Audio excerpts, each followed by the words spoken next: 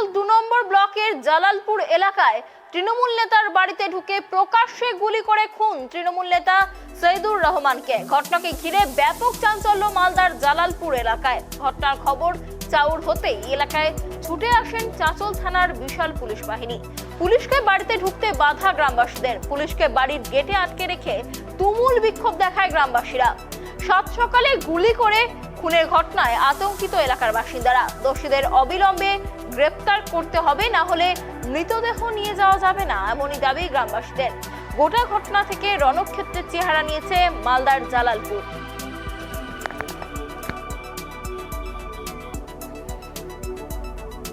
রণক্ষেত্র মালদার জালালপুর, এবং যেমনটা জানা যাচ্ছে যে প্রকাশ্যে তৃণমূল নেতাকে গুলি করে খুন করা হয়েছে তৃণমূল নেতা সৈয়দুর রহমানকে।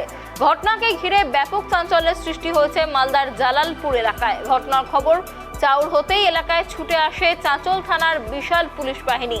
পুলিশকে বাড়িতে ঢুকতে না দিয়ে গ্রামবাসীরা পুলিশকে বাড়ির গেটে আটকে রেখেই তুমুল বিক্ষোভ দেখাতে শুরু করে। সাত সকালে গুলি করে খুনের ঘটনায় আতঙ্কিত এলাকার বাসিন্দারা। দোষীদের অবিলম্বে গ্রেপ্তার করতে হবে, না হলে মৃতদেহ নিয়ে যাওয়া যাবে না, এমনই দাবি তুলে পুলিশকে ঘিরে বিক্ষোভ দেখায় গ্রামের বাসিন্দারা।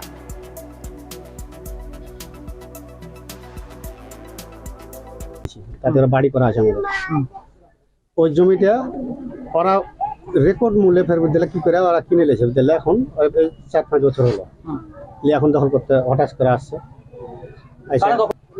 কংগ্রেসীরা। কি নাম তাদের? তাদের আহাদের দুটা বেটা আর মোস্তফা ভাইটি আর ওর একটা বেটা। তারা কি করে? এন্দাদুল আর এন্দাদুলের একটা ভাই, ওরা ধরে থেকে গুলি করেছে। গুলিতে কার মৃত্যু হয়েছে? গুলিটা আমার ভাইকে মেরেছে। এটা যখন সে আমার টিএমসি। বলছি যে মূলত ওরা কি জমি দখল করতে এসেছিল? জমি দখল তো ঘেরা আছে এখনো, তো বুঝেছি। কোন পার্টি এটা? ওটা কংগ্রেস। যখন সকালে একটু শুনলাম তখন আমি ভিলেজ পুলিশকে ফোন করলাম, নজরুলকে। আর তার আগের দিন তো আমি ওই থানাতে আমি কালকে করে এসেছি, দিয়ে এসেছি সব কাগজপত্র। বলে ঠিক আছে, কোনো টেনশন নেই, কোনো টেনশন করতে পারে, আমরা দেখছি। আর ভিলেজ পুলিশ সায়ন এখানে ছিল তখন গুলি করে।